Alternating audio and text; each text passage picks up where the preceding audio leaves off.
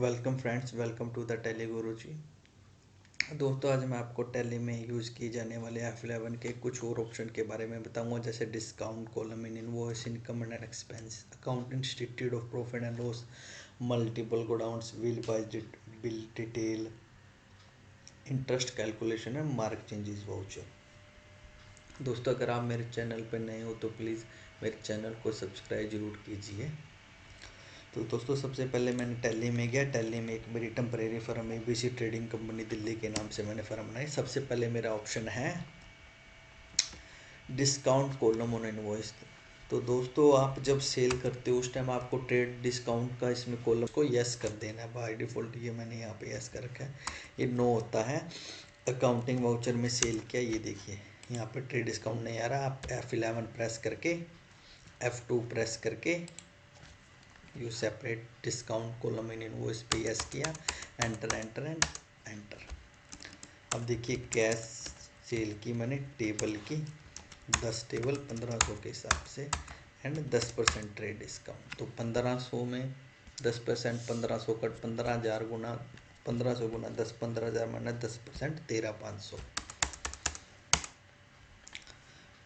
Next option है दोस्तों income and expense account institute of profit and loss. तो दोस्तों क्या होता है, जो नॉन प्रॉफिट ऑर्गेनाइजेशन होते हैं या जो कोई NGO होते हैं उसमें प्रॉफिट एंड लॉस अकाउंट नहीं आता। उसमें प्रॉफिट एंड लॉस की जगह इनकम एंड एक्सपेंडिचर अकाउंट आता है। तो अगर आपको यहाँ पे प्रॉफिट एंड लॉस की जगह income and expense account show करना हो तो F11 प्रेस करके use income and expenses account institute of profit and loss yes किया, एंटर एंटर, कंट्रोल A। ये देखिए दोस्तों, और इसे वापस प्रॉफिट एंड लॉस में लेके जाना हो F11 में, एंटर एंटर, नो। नेक्स्ट दोस्तों है मल्टीपल गोडाउंस। मल्टीपल गोडाउंस जैसे कि क्या होता है, अगर आप अपनी बुक्स को गोडाउन वाइज मेंटेन करते हो कि कितना स्टॉक मेरे कौन से गोडाउन में पड़ा है, तो उसके लिए आप इसमें F11 में जाके F2 इन्वेंट्री वाउचर में जाके मेंटेन गोडाउंस पे यस कर दो, and enter enter, control A। सारे एंटर का शॉर्टकट सा। तो इन्वेंट्री वाउ इन्फो में गोडाउन के नाम से एक ग्रुप आ गया, इसमें मैंने से गोडाउन क्रिएट किया। फॉर एग्जांपल जैसे मैंने दिल्ली बवाना गोडाउन दिल्ली बवाना के नाम से कर दिया। ये मेरी मेन लोकेशन का ही है, इसमें मैंने एंटर किया, यस यस। नेक्स्ट मैंने बनाया हरियाणा। हरियाणा में मेरा एक गोडाउन है, एंड एक थर्ड मैंने बना दिया पंजाब। तो फॉर एग्जांपल अगर मैं अकाउंटिंग वाउचर में मैंने कोई एंट्री परचेज की करता हूँ, परचेज फॉर पंजाब से एंड परचेज, मैंने टेबल मंगवाए। अब ये पूछ रहा है कि कहाँ पे रखा। मेन लोकेशन मेरे बवाना वाला ही बाय डिफ़ॉल्ट जाएगा। मैंने कहा पंजाब में मैंने 1500 के हिसाब से इसमें डिस्काउंट मेरा नहीं है। नेक्स्ट मैंने कुछ दिल्ली बवाना वाले में रखे 100, और जो इनका रेट आया है वो आया है 1400। मैंने इसका रखा 50 रख दिए। नेक्स्ट है मेरा हरियाणा में, इसमें मैंने रखे 30 और 45,000 रुपये के साथ। Next enter enter.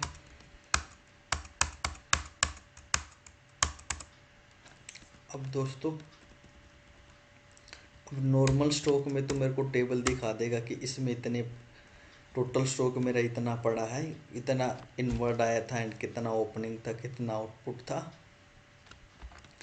अगर आपको देखने है कुछ गोडाउन वाइज डिस्प्ले में जाना है, इन्वेंट्री बुक्स में स्टॉक आइटम में टेबल की इन्वेंट्री देख सकते हो, और स्टेटमेंट ऑफ इन्वेंट्री में गोडाउन्स में जाके एंटर किए। दिल्ली बवाना में 50 table, main location Delhi Bawana ही है। हरियाणा में 30 एंड पंजाब में 100। अब मैं क्या करता हूँ, काउंटिंग वाउचर में गया, सेल की कि मैंने मोहित ट्रेडिंग कंपनी को यहाँ पे मैंने इससे माल भेजा पंजाब में, टेबल पंजाब वाले में 100 पीस दिखा रहा है, मैंने यहाँ पे बेच दी 80 पीस, रेट डाल दिया 2000 रुपये, एंटर एंटर। ये दोस्तों ये CGST टैक्स की कैलकुलेशन मैंने बाय डिफ़ॉल्ट इसमें क्लास क्रिएट कर रखी थी, तो इस क्लास वाली वीडियो आप मेरे चैनल पे देख सकते हैं। एंटर। नेक्स्ट मैंने कैश सेल फॉर एग्जांपल की, एंड ये देखिए टेबल पंजाब में 20 दिखा रहा है क्योंकि मैंने 80 बेच दिए हैं। 10 किए 2200 के हिसाब से। CGST adjusting because of use of class in tally. Next option है दोस्तों अपना bill wise detail. Bill wise detail के लिए दोस्तों मैंने डिस्प्ले में डे बुक में Alt F2 करके सारी एंट्री खोली, control space select all, Alt D and enter. Enter मैंने सारी एंट्री बंद कर दी। अब मैंने बिल वाइज डिटेल का क्या होता है, नेक्स्ट ऑप्शन है bill wise detail. Bill wise detail के लिए दोस्तों मैंने मेरी टैली में सारी एंट्रियां को डिलीट कर दिया है। अब मैं टैली में गया। बिल वाइज डिटेल दोस्तों क्या होता है कि अगर हम किसी पार्टी से माल खरीदते हैं और जब उसकी पेमेंट करते हैं तो हमें बताना पड़ता है कि ये पेमेंट इस बिल के अगेंस्ट में गई है, इसलिए इसको बिल वाइज बिल पेमेंट बोला जाता है। अब फॉर एग्जांपल जैसे आपने किसी से जनवरी में मार्च खरीदा, फिर फरवरी में माल खरीदा, फिर मार्च में माल खरीदा। अब जैसे आप पेमेंट दोगे तो पहले आप जनवरी वाले बिल की दोगे, then February and then March की। तो अगर इसको अकाउंट्स में मेंटेन करना हो कि मैंने देखना है कि कौन से बिलों तक मैंने माल चला गया, तो F11 में जाके मेरे को सबसे पहले बिल वाइज बिल के दोनों ही ऑप्शन को यस करना है। एंड देन फॉर एग्जांपल मैंने अकाउंटिंग में लेज़र क्रिएट किया, एक नया लेज़र बनाया मैंने, स्वदेशी व्यापार हरियाणा क्रेडिटर, इससे मैं माल खरीद रहा हूँ। एंड यहाँ पे मेंटेन बिल वाइज बिल को आप यस कर दो, यहाँ पे मैंने हरियाणा डाल दिया। नेक्स्ट दोस्तों जैसे मैंने इसे माल खरीदा हरियाणा वाले से, परचेज टेबल। अब ये गोडाउन पूछ रहा है, मैंने इसे दिल्ली मेन लोकेशन में डाल दी। 100 टेबल खरीदे मैंने 1000 रुपये के हिसाब से। ये 1/4 को खरीदा है मैंने। GST टैक्स लग गया। अब एक बिल का टोटल हो गया 1,18,000 रुपये। और ये इसमें रेफरेंस आ गई, न्यू रेफरेंस कि नेम जो डालना है, इनवॉइस नंबर बाय डिफ़ॉल्ट आ गया। नेक्स्ट मैंने एक 5 को 45 इनवॉइस नंबर से स्वदेशी व्यापार से ही माल खरीदा, टेबल दिल्ली वाले में मेन लोकेशन ही, 100 टेबल 1100 के हिसाब से। एंड नेक्स्ट का टोटल हो गया है मेरा 1,29,800 और ये रेफरेंस आ गई 45। नेक्स्ट मैंने एक साथ में माल खरीदा 96 number invoice Haryana,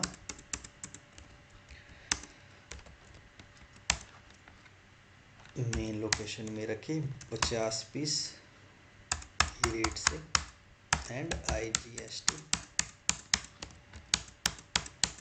96 number and enter enter. अब दोस्तों मैंने डिस्प्ले के लिए D, अकाउंट्स बुक के लिए A एंड लेज़र के लिए L, DAL लिखा और मैंने स्वदेशी व्यापार का खाता खोल लिया, Alt F2 स्पेस एंटर, तो सारे साल का आ गया। अब देखो दोस्तों 3,12,700 टोटल पेमेंट है। एक 4 का, एक 5 का, एक 7 का, एक इनवॉइस नंबर 1 है, एक का 45 है और एक का 96 है। अब दोस्तों मैंने फॉर एग्जांपल उल्टार किया हाइड करने के लिए, 2 बिलों का टोटल 247,800 होता है। उल्टार के 118 ओल्ड यू, अनहाइड के लिए ओल्ड यू। देन दोस्तों मैंने फॉर एग्जांपल मैंने इसकी पेमेंट 2.5 लाख रुपए दे दी, जिसमें से एक बिल की 118 थी, एक की 129 और बाकी पेंडिंग अमाउंट 64,900 वाले का चला गया। तो मैं अगर इसको मैं पेमेंट करता हूँ अकाउंटिंग वाउचर में, मैंने बैंक से ही पेमेंट करनी पड़ेगी, बिकॉज 10,000 रुपये से ऊपर आप कैश की पेमेंट नहीं कर सकते। मैंने स्वदेशी व्यापार को 2.5 लाख रुपए का चेक दे दिया। अब देखिए दोस्तों मेथड ऑफ एडजस्टमेंट, इसमें 4 ऑप्शन आते हैं। एडवांस, अगर आप एडवांस कर दोगे तो ये एडवांस पेमेंट माननी जाएगी। अगेंस्ट रेफरेंस में ये एडवांस में डाला, आपसे कुछ नहीं डालेगा, यहाँ पे रेफरेंस मांगेगा एडवांस की। नेक्स्ट है अगेंस्ट रेफरेंस। अब इस रेफरेंस में आपने जो पेमेंट दी किस किस बिल के अगेंस्ट में दिया। फॉर एग्जाम्पल मैंने 118 वाला बिल एडजस्ट कर दिया, सॉरी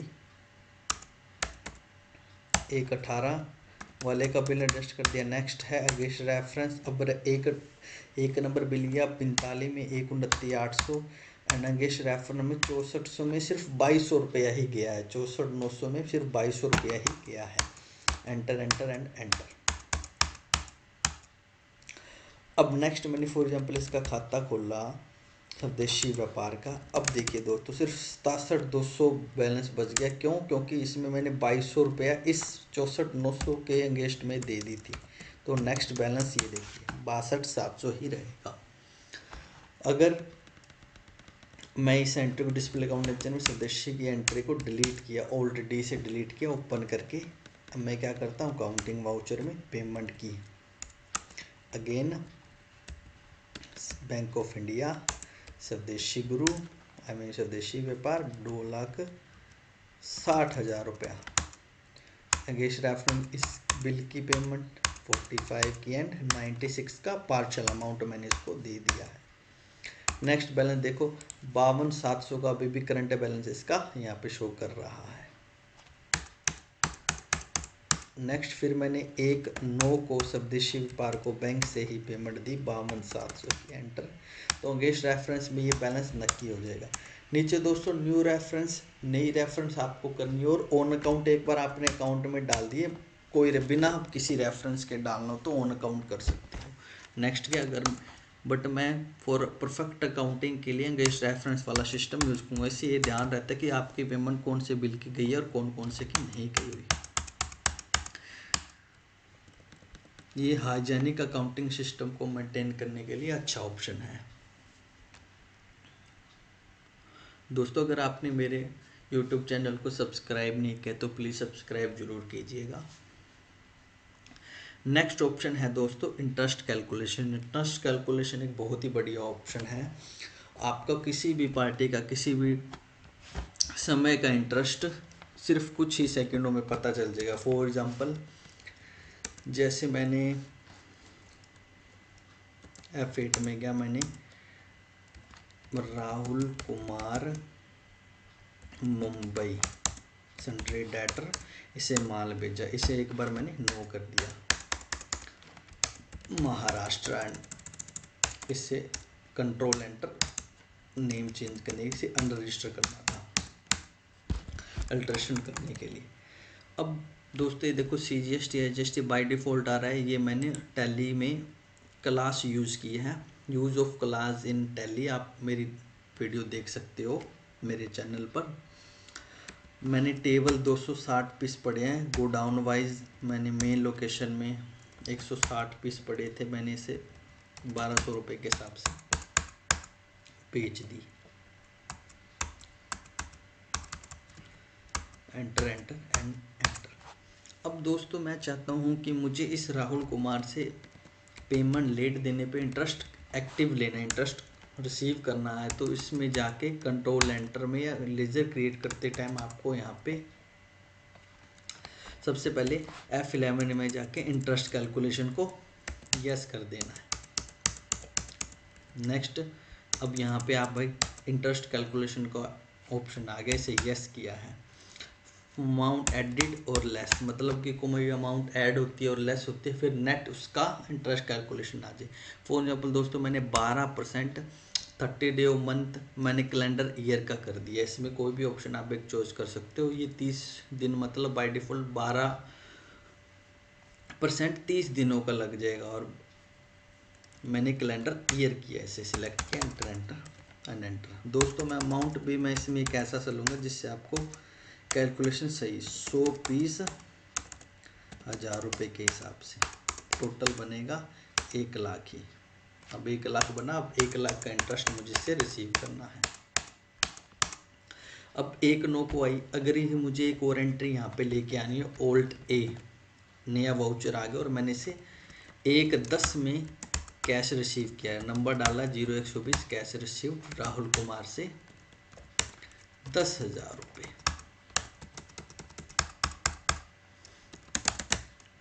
ओल्ड टू एंट्री को कॉपी करने के लिए ओल्ड टू 1/11 में या 2/11 में 212 नंबर से।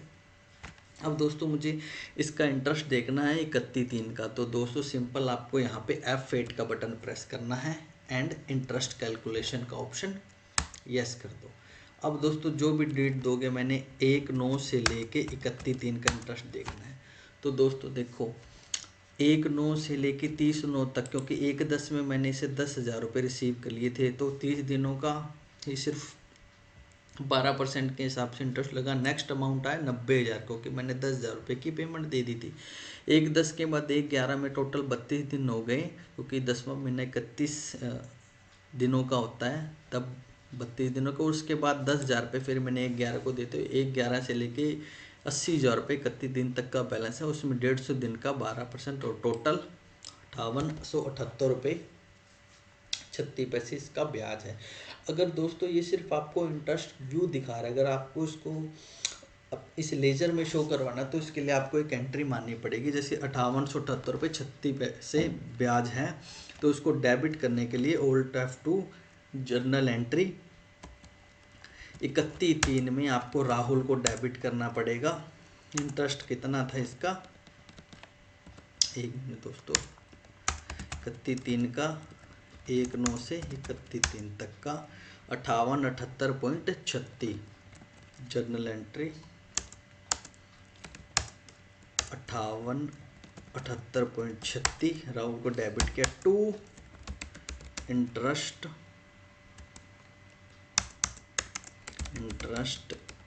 Income under indirect income, GST not applicable करवाए इसके, एंड एंटर एंटर। ये देख दोस्तों, अब नेट बैलेंस इस पे अब ओल्टार किया, पहले 1 लाख का 20,000 रुपया एंड 5878 रुपये 36 पैसे मेरा ब्याज है। नेक्स्ट बैलेंस 87.78 प्लस 5878 को जोड़ के आप डिस्प्ले में जाके स्टेटमेंट ऑफ अकाउंट में इंटरेस्ट कैलकुलेशन में इंटरेस्ट रिसीवेबल में सब जिन जिन डेटर पे इंटरेस्ट लगा उन सब का बैलेंस आप देख सकते हैं। आपको बस स्पेसिफाइड डेट डालनी है, 31/3 तक का ब्याज कितना आ जाएगा। अब इसमें दोस्तों थोड़ा बढ़ गया, क्योंकि जो मैंने 5,5200 रुपये की एंट्री डाली उसके ऊपर भी इसने इंटरेस्ट लगा दिया है। नेक्स्ट ऑप्शन है दोस्तों मार्क चेंज वाउचर। ये दोस्तों बहुत ही बड़ी ऑप्शन है। मार्क चेंज वाउचर में क्या होता है, ये अकाउंटेंट्स के लिए होता है। जब अगर आप कोई डाटा अपने CA या वकील को ऑडिट करने के पर्पज़ से या रिटर्न भरने के पर्पज़ से भेज देते हो, तो CA क्या करता है, उस डाटा में चेंज कर देता है। चेंज करने से आपकी एंट्री में जो जो चेंज हुआ है वो आपको, या तो आपको उस एंट्री उस डाटा से उठा के एंट्री को एक एक एंट्री को अपनी बुक्स में दोबारा करना पड़ता है, या आप इसमें आप एक बार मार्क चेंज वाउचर को ऑप्शन को यस कर दो। इससे क्या होगा, आपको सारी एंट्री जो जो एंट्री में चेंज हुआ होता है वो आपको पता चल जाएगा। फॉर एग्जांपल दोस्तों, अब जैसे फॉर एग्जांपल ये मेरा फाइनल डाटा था, अब मैंने ये मेरे CA को भेज दिया। अब उसने क्या किया, मैंने मार्क F11 में जाके एंटर किया एंड मार्क चेंज वाउचर, ये वाला ऑप्शन सबसे लास्ट में, इसे यस कर दिया। एंड ये डाटा मैंने इसे अपने सीए को भेज दिया। सीए ने क्या किया, डाटा खोल के इसमें एक एंट्री और जो परचेज की एंट्री थी उसमें चेंज कर दिया। 265 की जगह उसने, इसको लगा कि एंट्री में रेट गलत डला हुआ है, तो इसने क्या किया, इसको यहाँ पे 100 रुपये के हिसाब से कर दिया। अब इस एंट्री में चेंज कर दिया। एंड एक एंट्री क्या थी, एक सैलरी की एंट्री और मार दी बैंक से, सैलरी अंडर इनडायरेक्ट एक्सपेंसेस। ये अपने लेवल पे उसने इसमें कुछ चेंजेस कर दी, 15,000 रुपये की एंट्री। अब वो डाटा फाइनल होके मेरे पास आया, लेकिन 2-3 दिनों के अंदर अंदर मेरे डाटा में काफ़ी चेंजेस कर लिया। अब मैं देखना चाहता हूँ कि मेरे सीए या वकील ने कौन कौन सी एंट्री को इसमें ऐड किया, लेस किया या चेंज किया है। तो दोस्तों आपको क्या करना है, डिस्प्ले में जाना है, एक्सेप्शन रिपोर्ट में मार्क्ड वाउचर, इसमें जाके एंटर करिए। तो दोस्तों ये दिखा देगा आपको कि ये जो एंट्री है 45 नंबर, या तो ये ऐड हुई है, इसमें अमेंडमेंट हुई है, तो ये 2 एंट्रियाँ हैं, इनमें चेंज हो रखा है। अगर आपको ये क्लियर करना है, इसे क्लियर करके यस किया तो ये यहाँ से क्लियर हो जाएगी, या आप अपने डाटा में से चेंज कर सकते हो। ये बहुत ही बढ़िया ऑप्शन है अकाउंटेंट्स के लिए। दोस्तों अगर आपने मेरे चैनल को सब्सक्राइब नहीं किया तो प्लीज़ इसे सब्सक्राइब जरूर कीजिए। Thank you.